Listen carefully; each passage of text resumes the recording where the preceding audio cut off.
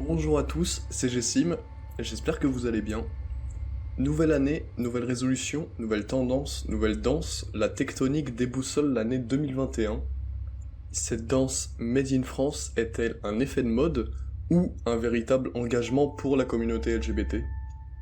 T-shirt rose, veste en cuir, débardeur, paillettes, tout laisse croire que cette danse est anti-hétéro, mais quelles sont les revendications derrière?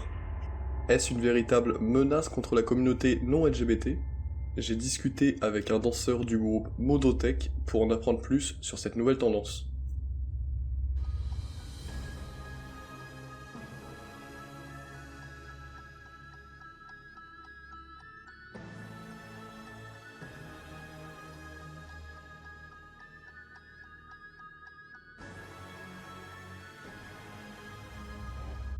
J'ai pu avoir la chance d'interroger un des danseurs du groupe Modotech, groupe qui a fait le buzz grâce à leur nouveau clip à live. Ce danseur est français et pour sa protection nous l'appellerons Augustin.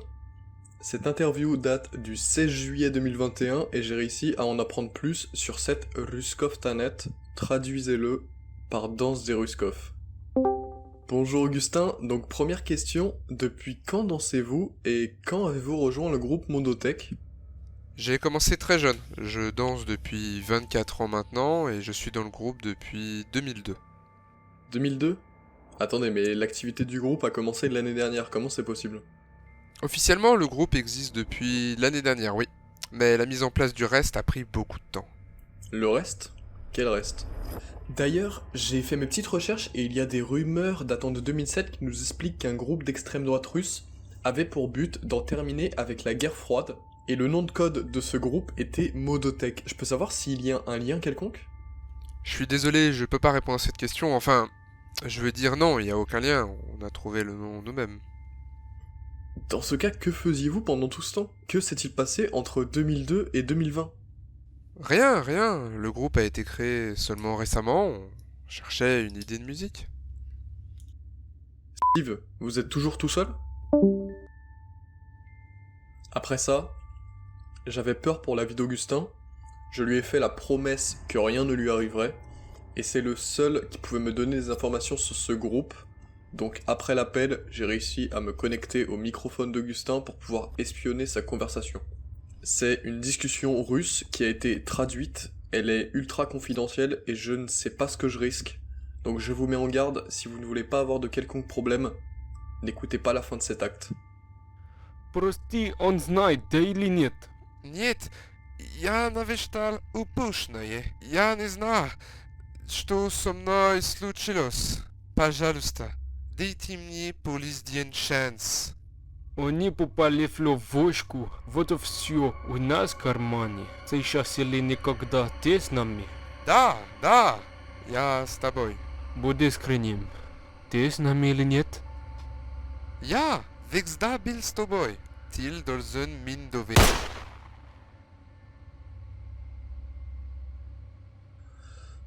Je ne sais pas comment ça s'est terminé, ça fait un peu beaucoup. Je passe du Momo Challenge à ça, je ne sais pas quoi dire. Et 2 semaines après, je continue à perdre mes moyens. Mais je pense avoir compris ce qu'Augustin cachait.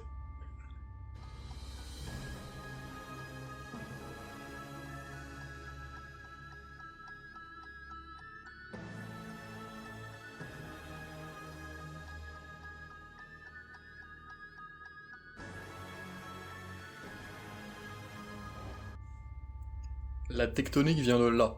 Elle vient de ce groupe, et après m'être calmé, j'ai réussi à avoir quelques informations supplémentaires grâce à l'aide de la famille d'Augustin.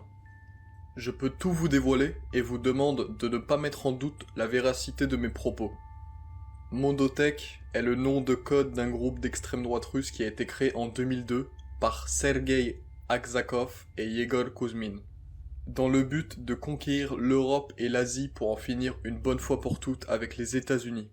Avec le groupe de tectonique Modotech, leur plan était d'essayer de faire en sorte que la population mondiale devienne des partisans LGBT, en commençant avec la France, un pays non genré, donc la cible idéale. Je ne peux pas arrêter ce qui est en train d'être fait, j'espère que la vérité va éclater, car un anti-hétéro ne sera jamais assez fort pour faire la guerre, et c'est là le but de leur plan. Si toute la population devient partisan des LGBT, alors la conquête des Russes ne sera que plus simple, et le pays ne sera plus aux mains des Français, mais aux mains des Russes. C'est le début d'une guerre.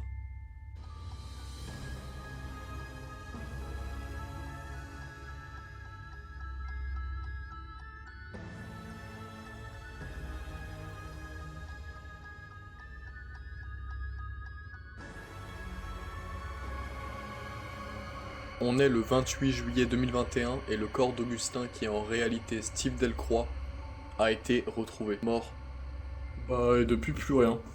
J'ai l'impression que le groupe s'est dissous, et la tectonique devient de moins en moins populaire auprès des Français. Bon bah, plus de peur que de mal. Allez, salut!